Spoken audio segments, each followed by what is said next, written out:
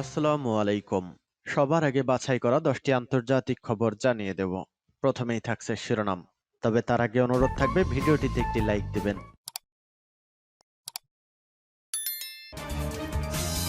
গাজার প্রতিরোধ যোদ্ধারা আমেরিকা ইসরায়েলের দোসরদের পঙ্গু করে দিয়েছে। নেতানিয়াহু ইসরায়েলের নেতৃত্ব দেওয়ার যোগ্য নন বলছে বিরোধী নেতা। গাজাবাসীর এই তাজা রক্ত ইসরায়েলের পতন ত্বরান্বিত করবে। সিরিয়ায় হামাসের কেন্দ্রীয় নেতাকে হত্যার দাবি ইসরায়েলের। জাতিসংঘের শীর্ষ আদালতে গাজায় গণহত্যা অভিযোগের মুখোমুখি ইসরায়েল। গুলি করে হত্যার পর ফিলিস্তিনিদের মরদেহের উপর গাড়ি চালিয়ে দিল ইসরায়েলি বাহিনী। এবং সর্বশেষ জানিয়ে দেব, ইসরায়েল ইস্যুতে জনসভায় বাধার মুখে বাইডেন। শুনছিলেন সংবাদ শিরোনাম, এখন বিস্তারিত। গাজার প্রতিরোধ যোদ্ধারা আমেরিকা ইসরায়েলের দোসরদের পঙ্গু করে দিয়েছে। ইসলামী প্রজাতন্ত্র ইরানের সর্বোচ্চ নেতা আয়াতুল্লাহিল উজমা খামেনি বলেছেন, গাজার ফিলিস্তিনি প্রতিরোধ যোদ্ধারা বলদর্পী আমেরিকা এবং ইহুদিবাদী ইসরায়েলকে হতাশ করে দিয়েছে। আজ ইরানের রাজধানী তেহরানে হাজার হাজার মানুষের এক সমাবেশে দেওয়া বক্তৃতায় সর্বোচ্চ নেতা একথা বলেন। 1978 সালে পাহলভি স্বৈরশাসকের বিরুদ্ধে পবিত্র কোম শহরের জনপ্রিয় অভ্যুত্থানের বার্ষিকীতে এই সমাবেশের আয়োজন করা হয়। গাজার চলমান যুদ্ধ প্রসঙ্গে তিনি বলেন, ছোট্ট একটু ভূখণ্ডে অবরুদ্ধ কিছু মানুষ আমেরিকা এবং তার দালাল ইহুদিবাদী ইসরায়েলকে হতাশ করে দিয়েছে। তারা ইহুদিবাদীদের দালালদের পঙ্গু করে দিয়েছে।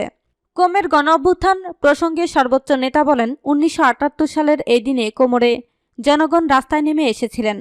তাদের মধ্যে অনেকে শহীদ হয়েছেন, অনেকে মারধর ও নির্যাতনের শিকার কিংবা কারাবন্দী হয়েছেন। কিন্তু সেই আন্দোলনই পরনির্ভরশীল স্বৈরশাসকের উৎখাতের আন্দোলনে পরিণত হয়েছিল। কেরমান প্রদেশে শহীদ জেনারেল কাসেম সোলাইমানের মাজারের কাছে সাম্প্রতিক সন্ত্রাসী হামলার কথা উল্লেখ করে আয়াতুল্লাহুল উজমা খামেনি বলেন, উগ্র সন্ত্রাসী গোষ্ঠীর এই বর্বরতার কঠোর জবাব দেয়া হবে।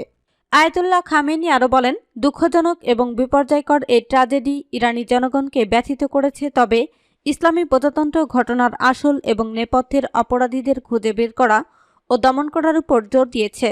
সূত্র পার্স টুডে। নেতানিয়াহু ইসরায়েলের নেতৃত্ব দেওয়ার যোগ্য নন বলছে বিরোধী নেতা।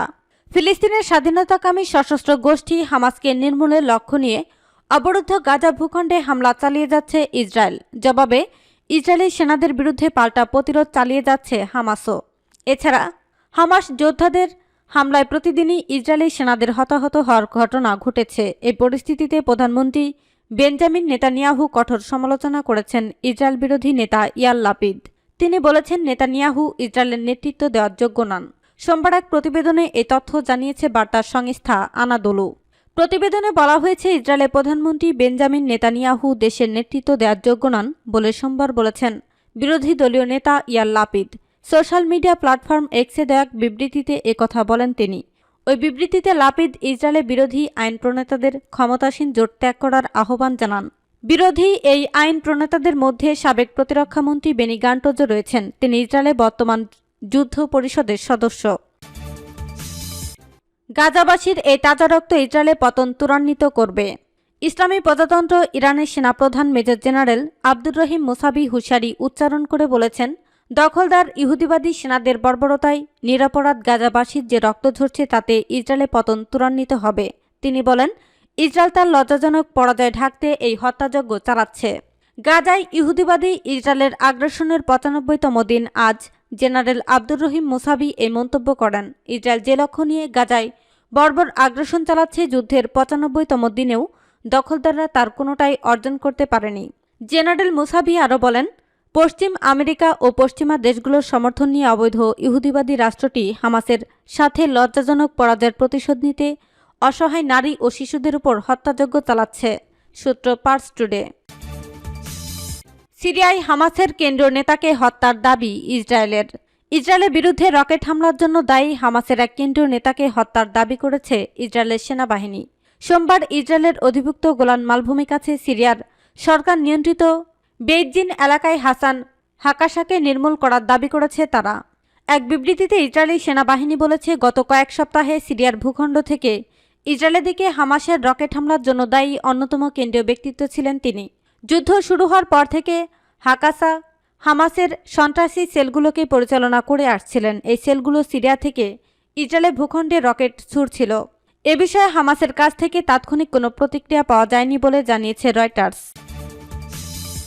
জাতিসংঘের শীর্ষ আদালতে গাজায় গণহত্যা অভিযোগের মুখোমুখি ইসরায়েল। ইসরায়েল ও দক্ষিণ আফ্রিকা বৃহস্পতিবার থেকে জাতিসংঘের শীর্ষ আদালতে মুখোমুখি হচ্ছে। দক্ষিণ আফ্রিকা ফিলিস্তিনের গাজায় গণহত্যার অপরাধে ইসরায়েলের বিরুদ্ধে আন্তর্জাতিক বিচার আদালতে মামলা দায়ের করেছে। তবে ইসরায়েল দক্ষিণ আফ্রিকার এ অভিযোগ অস্বীকার করেছে। দক্ষিণ আফ্রিকা আন্তর্জাতিক বিচার আদালতে 84 পৃষ্ঠার আবেদনে গাজায় অবিলম্বে সামরিক অভিযান বন্ধে ইসরায়েলকে নির্দেশ দিতে বিচারকদের প্রতি আহ্বান জানিয়েছে। পেট্রোরিয়া শুক্রবার ওই আদালতে করা মামলার আবেদনে গাজায় ইসরায়েলের কর্মকর্তাকে গণহত্যামূলক বলে উল্লেখ করেছে। কারণ ইসরায়েল উদ্দেশ্যমূলকভাবে ফিলিস্তিনি নাগরিকদের একটি উল্লেখযোগ্য অংশ জাতিগত ও জাতিগোষ্ঠী ধ্বংস করেছে। গাজায় ফিলিস্তিনিদের হত্যাসহ শারীরিক ও মানসিক নির্যাতন এবং মানুষের জীবন বিপর্যস্ত করে তোলা হয়েছে বলেও মামলার আবেদনে বলা হয়েছে। গুলি করে হত্যার পর ফিলিস্তিনিদের মরদেহের উপর গাড়ি চালিয়ে দিল ইসরায়েলি বাহিনী। ফিলিস্তিনের দখলকৃত পশ্চিম তীরে 3 নাগরিককে গুলি করে হত্যার পর একজনের দেহের উপর দিয়ে সামরিক যান চালিয়ে দিয়েছে ইসরায়েলি সেনারা। পশ্চিম তীরের তুলকারেম এলাকার এই ঘটনার একটি ভিডিও চিত্র প্রকাশ পেয়েছে। ভিডিওচিত্রে দেখা গেছে পশ্চিম তীরের তুলকারেম এলাকায় ফিলিস্তিনের 3 নাগরিককে গুলি করে হত্যার পর একজনের দেহের উপর দিয়ে গাড়ি চালিয়ে যাচ্ছে ইসরায়েলি সেনারা। ইসরায়েল দক্ষিণ ও মধ্য গাজায় প্রতিনিয়ত বোমা হামলা চালিয়ে যাচ্ছে। আল-আকসা হাসপাতালের আশপাশেও বোমা হামলার খবর পাওয়া গেছে। গাজার স্বাস্থ্য মন্ত্রণালয় সতর্ক করে বলেছে, ক্ষুধা, পানিশূন্যতা ও রোগের কারণে গাজায় বাস্তুচ্যুত মানুষের জন্য একটি প্রাণঘাতী চক্র সৃষ্টি হয়েছে। এদিকে গাজায় চলমান যুদ্ধ আঞ্চলিকভাবে ছড়িয়ে পড়ার আশঙ্কার মধ্যে মার্কিন পররাষ্ট্রমন্ত্রী অ্যান্টনি ব্লিনকেন ইসরায়েলে পৌঁছেছেন। মার্কিন পররাষ্ট্রমন্ত্রী বলেছেন তিনি গাজায় বেসামরিক সুরক্ষা ও সাহায্য বিতরণের জন্য চাপ দেবেন। ইসরায়েল ইস্যুতে জনসভায় বাধার মুখে বাইডেন। গাজায় ইসরায়েলের সামরিক উপস্থিতি কমানোর লক্ষ্যে কাজ করছেন যুক্তরাষ্ট্রের প্রেসিডেন্ট জো বাইডেন। বিক্ষোভকারীরা যুদ্ধবিরতির আহ্বান জানিয়ে বাইডেনের জনসভায় তার বক্তৃতায় বাধা প্রদানকালে সোমবার তিনি একথা বলেন। বাইডেন দক্ষিণ ক্যারোলিনার চার্লসটনের একটি চার্চে বলেন, আমি নীরবে ইসরায়েল সরকারের সঙ্গে তাদের গাজা থেকে উল্লেখযোগ্যভাবে সামরিক উপস্থিতি কমিয়ে আনতে এবং তাদের সরিয়ে আনতে কাজ করে যাচ্ছি।